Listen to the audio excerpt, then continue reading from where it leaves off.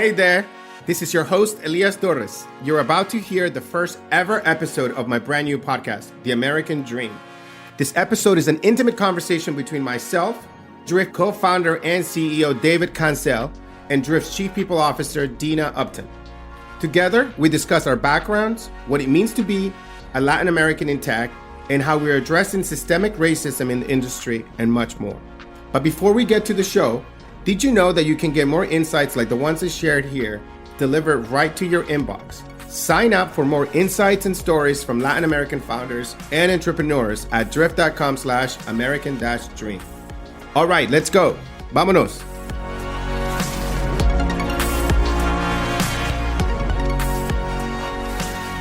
Elias in DC. There's a lot that people know about you, but a lot that they don't. And I wanted us to use this opportunity to share a little bit about your background and journey and what it has all meant to you. So let's start with a little bit of background. Elias, I know you presented at the last quarterly meeting, the last quarterly all hands. Can you remind us about how you came to the U.S.? How I came to the U.S., the story goes back to my grandmother, I would say in 1975. I was not born yet. And she left Nicaragua as probably like a 65-year-old woman. And she took some bus and she just rode from Central America all the way to the Mexican border, and she crossed the river with a coyote. And she told me once I saw her in San Francisco, I first visited San Francisco to go visit my grandmother, that she was a nanny there, but she told me about coyotes, helicopters, and a lot of stress, a lot of danger. Very, very crazy story of how she crossed the border. And then 30-something years later, 35 years later, because she became a citizen, barely speaking English, she was able to get us a green card. If it wasn't for her, I could have not come to this country when I was 17 years old in 1993.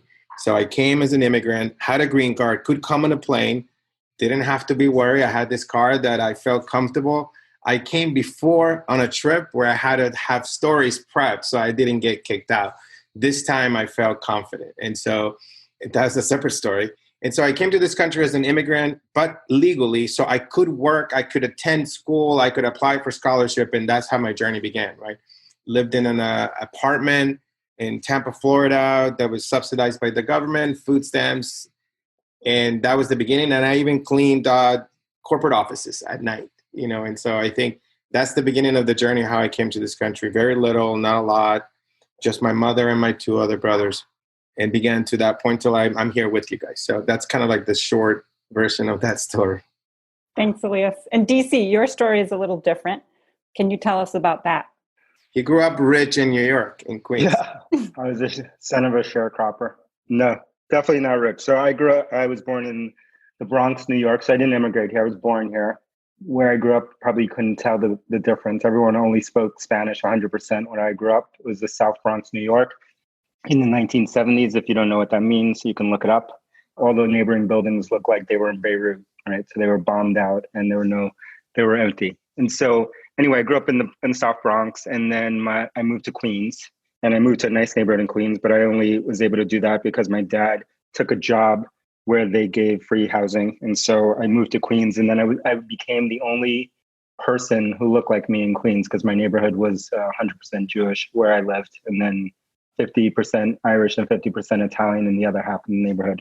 Anyway, when I moved there, I only spoke Spanish because I didn't need to, because that neighborhood I grew up in the Bronx was, like I said, 100% Spanish. You would even go to buy Chinese food, and all the people who worked there who were from China, they only spoke Spanish. And they spoke so well, if you talked to them on the phone, you would think that they were native, that they were Puerto Rican, which is what most of the people there were. Anyway, so I moved. I learned how to speak English watching TV and movies, Gilligan's Island, Brady Bunch, Facts of Life, many other things, Bugs Bunny, cartoons, Woody Woodpecker. That's how I learned English. Because when I grew up, like if there was ESL, I never heard of ESL. ESL didn't exist where I was. We were just thrown in and basically expected to learn. And so that's why we have so many similarities and our lack of being able to tell a proper metaphor or analogy when it comes to Elias and I. Because we learned English pretty much the same way. And then was raised pretty much by my mom. My mom was a seamstress and she worked from home. And so luckily I had her around all the time. And then that was the early beginning of my story. And, you know, I was a surrogate father to my brother and to my sisters and in some ways to my mom. So that's my story. DC, you said that your heritage isn't something that you thought about until the last few years. Why is that? What changed and what does Latinx mean to you now? It's a good question. I mean, it started when I met Elias over 10 years ago, right? But I really didn't think about it until this company, I think, until Drift. So a little over 5 years ago. You know, frankly, now that I can look back, it makes sense on why. I didn't know why I never really placed an emphasis on it. It was just because I was always the other, right? I had never had a choice to think that way. I had never, until I worked with Elias, I always said I'd never met another person who was Latin, who was in the industry that I was in. Zero. I mean, obviously they existed somewhere, but I didn't know them. Even though my first company was in New York City, first two companies were in New York City and then the rest in Boston. I'd gone like 10 or 12 years into my career without ever even knowing another person like me. Remember, these are times before Instagram and like LinkedIn and like, so I couldn't like go like search and find them or Twitter or any of these things. And so I never really in some ways had a choice. And so I think like in some ways, if I would have, maybe I should have, but if I would have spent more time thinking of it, I think I might have just been like crippled from not having role models and not being able to see myself doing certain things. So I ignored it and just focused on getting things done and being able to do the things that I did despite everything. And so obviously there was racism all around me every single day, but didn't have the luxury in my mind to think about it and to let it cripple me. And so it was really when I got into a place where I felt more comfortable and where I had more resource, I didn't have to worry, and that I had a role model, and then I had lots of role models, and I had a partner like Elias that I could actually spend time really thinking about how do I give back, how do I give other people role models, but I definitely didn't have any growing up. I know you both have spoken about systemic racism, and Elias, I know you recently wrote an article about how even though you're a URP yourself, you had to educate yourself on racism and the experience of Black men and women. As you mentioned, you experienced obstacles related to race and discrimination. Can you give us some examples and how did you deal with that? The thing I would say is that, remember, like I grew up in Nicaragua where I show you a picture of communist revolutions, people with AK-47s. It's just like you get beat up on the street. It's lawless, right? It's like, I did not grow up with we're spoiled here that we complain about. I don't know what we complain. Like, I didn't have power all the time. We have here like, oh my God, I don't have power. And Jimmy K goes to the South End. I'm not trying to pick on Jimmy, but it's like, you know, he goes to the other headquarters. I didn't have power like every day. It was like, I didn't have water or power. You know, the electricity would just kick in and then we're like, oh, wait, let's watch TV or let's do something with electricity. And so when you grow up like that, you come to this country and you have a different level of resilience and whatever comes, I don't complain, right? It's like somebody mistreated me, give me a microaggression in the workplace, just rolls off that's why I say to people, I don't easily get offended, right? Contrary to my reaction and aggressiveness and intensity. And so that was the big awakening for me. Like I've gone all my life, 40 years in this country, and I never care when anybody discriminated against me. It just, I don't give a shit, right? It's like whatever they do, it's not going to stop me. My gain was I came to this country, I was less. And whatever I inched forward on that was my gain, right? So it never thought about it. But it is until now that I realize how bad it is and how unfair it is and how no matter how hard we will work, people of color, we can't overcome this because there's a system blocking it, right? And there's no change. And so that is the realization I got this year, right? Before, as a person individually, I didn't care. I was going to overcome it myself, right? But now it's like, we got to break the system, right? And this has not just happened to Latin Americans, but it's even worse for African Americans, right? And so that was what I learned this year. And it's just been a journey of educating myself and understanding the journey that we're in as a country. But I think it's coming to light and it's exciting, right? That at least more and more people are aware, more people want to help bring change into this. Right?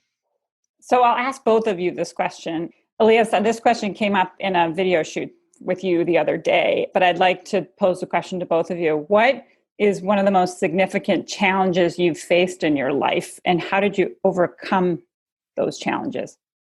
DC, maybe we'll start with you. I don't know. I have so many. I don't know. Not growing up with a father. I don't know. That's a pretty big one. But they're endless. Like I could go on forever. But that's probably the one that's probably impacted me the most. How did you overcome it? That's exactly the same way I feel about it. I'm still overcoming it. I was still overcoming it. I said I was being recorded for this video to inspire Latin youth to take risks, right? And that's what I suggested at the end. But they were like, I started talking about, I had an alcoholic stepfather, right? It's like, it was fucking chaos at home. We had no money. My house burned down. You know, I remember running out in my underwear one day and like the whole house burning out and everybody in the neighborhood. And I'm like, I don't know how. That's a visual. So there's a visual, right? It's crazy stuff, right? I mean, it's like coming here illegally, food stamps, applying for college when your family tells you your best job you could get is work for the post office because they have a great pension plans, right? It's like Mine was the garbage department, New York City Department of Sanitation. Exactly. I live in Boston and I'm like, I can't afford to buy a house in this place. It's so expensive. I'm just shipping to Florida. I was stuck into Alejandro and I'm like, let's just go to Florida. Everybody there has a nice house. Let's just give up on this. And then I'm going to quit IBM and I'm going to go work with David. And there's only like 10 people. And then 2008 crashes. I don't know. It's like when a financial advisor told me he was from college and he's like trying to get me to work with him. And he goes through my budget and he says, you have no money. You're like spend more than you make. And he hung up on me. He called me later on and he was like, hey, I saw something in the news. We should talk. And I'm like, fuck you. That's kind of like, it's just like every single thing is a hardship. I don't know. Like it doesn't get any better. Working and running Drift is hard. It's hard. Everything is hard. But I am thankful that I have had the health and the energy and the team and the support to take on these hardships. Now I've had people that have helped me. I can't complain. It hasn't been all just getting kicked and on the ground, but it's been a lot of people that have made a huge difference in my life. You both have children. How do you talk to your children about their heritage, your heritage? I don't even know how to answer that. I mean, I think we talk about it all the time, but the reason I say that is that they grew up in an entirely different context. Like you hear a little tiny glimpse into Elias's context and my context. It's just totally different. Like it's a totally different time and place. My daughter is the boss of all bosses. She is more driven. You know, I always say next to my daughter, who's 15, now I'm like a lazy sloth. I'm just like the laziest, like most, like do nothing sloth. And Elias has a similar daughter. They're like way, way, way ahead of any of our thinking. I didn't have the luxury of my daughter's thinking on the context until probably like 10 years ago, at best. And I'm being generous for myself. And so like we talk about it all the time, but they're in a much more advanced state than I ever was. Elias. I lose my shit with my kids all the time.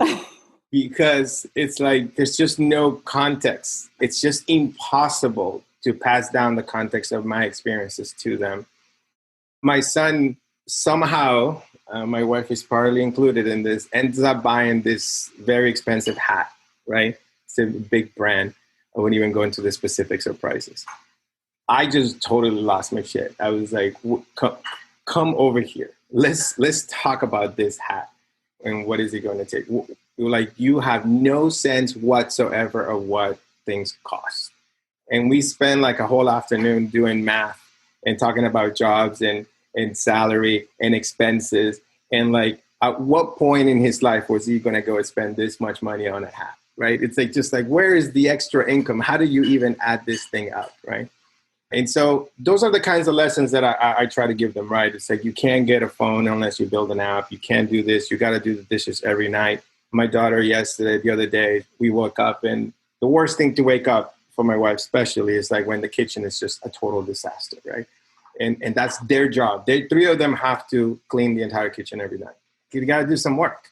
And they say, my daughter's like, oh, I tried it. It was 1 a.m. and Noah was sleeping. And I'm like, no excuses. Practice extreme ownership. I just don't care. Like, you get up, wake him up, wake me up. This is your job. It doesn't matter that you're not getting it done. So just like you guys get it from me here, my kids get it, right? And it's like, I'm just fighting every day so they go into this world and they're rugged, they're hard, they're not spoiled, they're not entitled, even though they are extremely spoiled and entitled, right? And so we're just trying to expose them to as much as we can, because I I just want them to be humble, to be hardworking, to have great ethics and great discipline. That's what as parents we want. So I give them a lot of shit. One final question from me. This one's for DC. So at Drift, we focus on supporting STEM-related nonprofits, Hack Diversity, Wall Breakers, Build, and others. Our board is very supportive of those organizations as well. Why the focus on STEM and future generations? Why is that, DC? It's a super important one for me at Drift, but also personally, because I think when you want to invert the problem and try to figure out like, how do we solve this systemic problem that we have?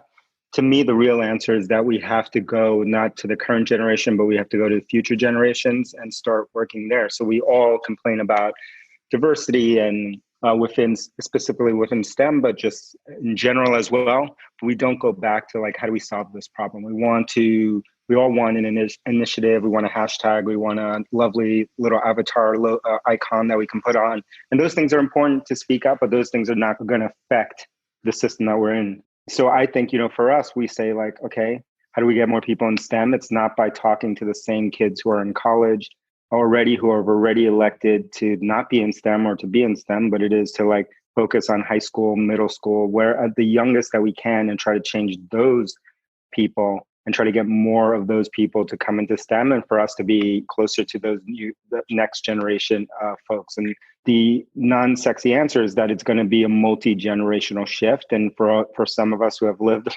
long enough, we've seen massive changes, which is very easy to discount, right? Because they're never good enough and it's never fast enough. But the world is completely unrecognizable to me from when I was coming up to where it is now. And it will be for our kids and their kids, and it will continue. It's a long line of progression, which is kind of like my talk today. There's going to be lots of dips. We're, as a country, in a dip right now, and it will be painful. And then we'll hit this next stair step of growth, and then we'll have another dip, and it'll be painful again.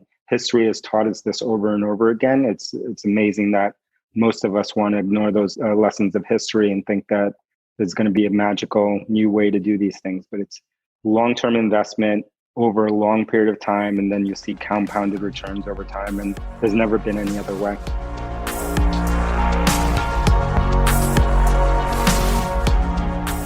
Thanks for listening to The American Dream. Let me know what you thought of this episode by tweeting me at Elias T. Be sure to hit subscribe and leave a 5-star review. Por favor. If you're looking for more leadership insights and stories like the ones you just heard, sign up for my series, The American Dream, at drift.com/American-Dream. Every quarter, you'll learn how Drift is progressing towards our mission of remaking the face of corporate America. And you will get insights from amazing Latin American and entrepreneurs of color, and leaders like Manny Medina of Outreach, Maria Martinez of Cisco, and many others, along with curated content, news, events, and ideas delivered straight to your inbox. Muchas gracias, and don't forget to sign up.